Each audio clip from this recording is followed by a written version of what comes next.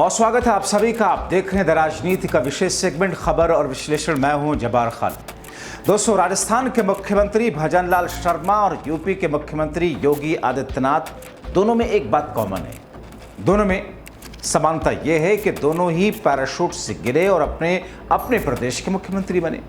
UP और राजस्थान के लोगों को इस बात की भी भनक नहीं थी कि ये दोनों मुख्यमंत्री बनेंगे, लेकिन सीएम बनने पर अब स्थिति दोनों ही प्रदेशों की एक सी है। जिन्होंने वोट नहीं दिया वो तो परेशान नहीं है, लेकिन जिन्होंने वोट किया वो और ज्यादा हताश, निराश, परेशान है। इस जोन में इसलिए भी चले गए क्योंकि भाजपाई माइंडसेट के वोटर्स को पहले उम्मीद थी कि बीजेपी राज आएगा और उनका भला होगा, लेकिन दिल के अरमा टुकड़ों टुकड़ों में बट गए। उम्मीद पर पानी फिर गया। अब जो दोस्तों राजस्थान के मुख्यमंत्री भजनलाल शर्मा ने किया है, उससे ऐसा लग रहा है कि राजस्थान में बीजेपी को जबरदस्त वाला नुकसान उठाना पड़ेगा। वहीं राहुल गांधी की कांग्रेस की बल्ले बल्ले होगी, तो यूपी में सीएम योगी की राजनीति के 2027 से पहले ही एक बड़ा नुकसान होगा। और जाहिर है, सीधी सी बात है, जब योगी को नुकसान होगा तो उनके सबसे बड़े प्रतिद्वंदी अखिलेश यादव को 32 सीटों का फायदा मिलेगा। अब मैं क्यों कह रहा हूं, भजनलाल की गलती से कैसे सीएम योगी और बीजेपी को यूपी में नुकसान हो सकता है, उस पर आए। उससे पहले राजस्थान के मुख्यमंत्री भजनलाल शर्मा की उस गलती पर बात कर लेते हैं।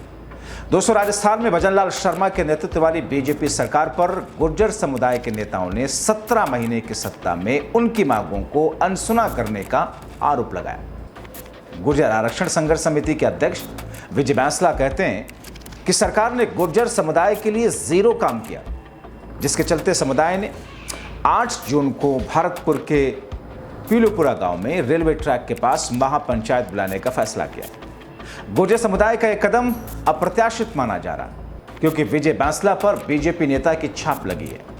विजय बैंसला गुर्जर आरक्षण आंदोलन के जनक स्वर्गीय कर्नल किरोड़ी सिंह बैंसला के बेटे हैं।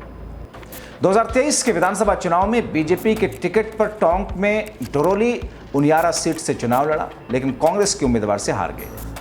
उन्होंने 23 मई को पीलूपुरा के शहीद स्थल से महापंचायत का प्रस्ताव रखा, जो 2008 के आंदोलन का केंद्र था, जहां पुलिस की गोलीबारी में कई गुर्जर प्रदर्शनकारियों की मौत हुई थी। विजय ने कहा कि पिछले 17 महीनों से हम सरकार से लगातार बात कर रहे हैं, लेकिन कोई प्रगति नहीं। इसीलिए समुदाय के नेताओं ने महापंचायत बुलाने का फैसला किया। दोस्तों, गुर्जर समुदाय ने महापंचायत के लिए बड़े पैमाने पर समर्थन जुटाना शुरू कर दिया। कई घरों में पीले चावल भेज करके निमंत्रण दिया जा रहा है। प्रदर्शनकारियों की प्रमुख शिकायत रोस्टर सिस्टम से संबंधित है, जो कि आरक्षण के लाभ को प्रभावित कर रहा है। वर्तमान में राजस्थान में 64% आरक्षण है, जिसमें 21% ओबीसी, 16% एससी, 12% एसटी, 10% ईडब्ल्यूएस और 5% एमबीएस के लिए। गुर्जरों को अशोक गहलोत सरकार के कार्यकाल में एमबीएस श्रेणी में शामिल किया गया था, लेकिन समिति का आरोप है कि रोस्टर सिस्टम के कारण स्थानीय स्तर पर आरक्षित पदों में कमी आ रही है। विजय बैंसला के मुताबिक रोस्टर सिस्टम के कारण आरक्षण का बिखराव हो रहा है। 100 रिक्तियों में हमें 5 पद मिलने चाहिए, लेकिन सरकार इन पदों को तहसील, जिला विभागों में बांटती है। अगर किसी वर्ग में 18 पद होते हैं तो एमबीएस को कुछ नहीं मिलता। गुर्जरों की मांग है कि 2019 में हाईकोर्ट में दिए गए सरकार के बयान को लागू किया जाए, जिसमें कहा गया था कि एमबीएस उम्मीदवारों को पहले सामान्य श्रेणी, फिर ओबीसी और फिर एमबीएस श्रेणी में माना जाएगा। इसके अलावा पिछले 6 सालों के बकाया एमबीएस नौकरियों और राजस्थान न्यायिक सेवा में बैकलॉग को भरने की भी मांग की गई। गुर्जर समुदाय ने 5% एमबीएस आरक्षण को 9वीं अनुसूची में शामिल करने की मांग भी दोहराई, ताकि इसे न्यायिक समीक्षा से बचाया जा सके। इसके अलावा 2006 से 2020 के बीच में आरक्षण आंदोलनों के दौरान गुर्जर प्रदर्शनकारियों के खिलाफ दर्ज 794 मुकदमों में 74 अभी तक वापस नहीं हुए। विजय ने आरोप लगाया कि सरकार ने इन मुकदमों को वापस लेने के बजाय कुछ आरोपियों की जमीन जब्त करने के आदेश दे दिए। गुर्जरों की महापंचायत जाट समुदाय का भी समर्थन मिला है। जाट नेता नेम सिंह फौजदार, जो कि भरतपुर के और धौलपुर के जाटों के केंद्रीय ओबीसी सूची में शामिल करने की मांग कर रहे हैं, उन्होंने 8 जून के प्रदर्शन का समर्थन किया। तो साफ है दोस्तों, अभी से भजनलाल शर्मा, उनकी सरकार पर कोई असर नहीं होगा, लेकिन जब भी चुनाव होगा तब नुकसान ही नुकसान होगा। राजस्थान में गुर्जरों की अच्छी खासी आबादी है, लेकिन सवाल ये भी है, राजस्थान में अगर जाट गुर्जर नाराज हुए तो फिर बीजेपी को क्या नुकसान होगा। दोस्तों, गुर्जर समाज का पश्चिमी यूपी की राजनीति में अहम योगदान रहा है।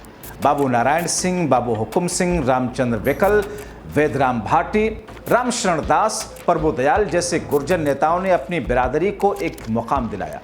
इन गुर्जर नेताओं ने बिरादरी को इनके वोटों की ताकत राजनीतिक दलों को दिखाई, जिसमें 80 से 90 के दशक में बिना गुर्जर राजनीति को साथ जुड़े सत्ता के पास पहुंचना मुश्किल था।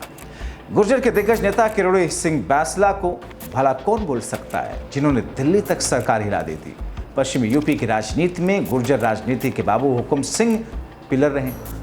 कहने को तो आज भी गुर्जर समाज के जिम्मेदार लोग राजनीति के शिखर पर हैं। इसमें प्रदीप चौधरी से मलूक नागर, बीजेपी से डॉक्टर सुबेंद्र तोमर, लोनी विधायक नंद किशोर गुर्जर, अवतार सिंह भड़ाना, तेजपाल नगर, ये सारे लोग हैं। लेकिन इसके बाद भी गुर्जर राजनीति की चमक और हनक कम नहीं हुई। दोस्तों, पश्चिमी यूपी के गुर्जर परिवार के वीरेंद्र सिंह जसाला किसी परिचय का मोहताज नहीं। ये गुर्जर परिवार राजनीति को प्रभावित करता है। यशपाल पवार का कहना है कि गुर्जर राजनीति का हाशिए पर आना और राजनीति में पिछड़ेपन का कारण हमारी चुप्पी रही है। वर्तमान में दशा बदल रही है। गुर्जर राजनीति को हाशिए पर जाना भी एक गंभीर मुद्दा है। इसको हम पहचान और जान रहे हैं। गुर्जर समाज का पश्चिमी यूपी के 8 लोकसभा सीट मेरठ, गाजियाबाद, नोएडा, बागपत, सहारनपुर, कायराना, बिजनौर, यहाँ पर दबदबा है। इन सभी 8 जिलों की करीब 32 विधानसभा सीटों पर गुर्जर मतदाता किसी भी दल को हराने और जिताने की जिम्मेदारी में बड़ी भागीदारी निभा सकते हैं और निभाते हैं। दोस्तों, में ऐसा कहते हैं कि पश्चिमी उत्तर प्रदेश में जो राजनीतिक बयार बहती है वही पूरब तक जाती है। इस राजनीतिक बयार को अपने पक्ष में करने के लिए राजनीतिक पार्टियां जोर आजमाइश में लगी हैं। पश्चिमी यूपी के 27 सीटों पर सामाजिक न्याय समिति के रिपोर्ट के मुताबिक प्रदेश में 54% से ज़्यादा पिछड़े हैं। पश्चिमी उत्तर प्रदेश के इन सीटों पर 18% ज़्यादा जाट हैं। मेरठ, गाजियाबाद, गौतम बुद्ध नगर, बिजनौर, शामली, बागपत, सहारनपुर में गुर्जर निर्णायक भूमिका में है और यही वजह है कि गुर्जरों को लुभाने में सभी दल लगे हैं। तो जाहिर सी बात है, राजस्थान में गुर्जरों से पंगा लेने का मतलब है जाटों को नाराज करना।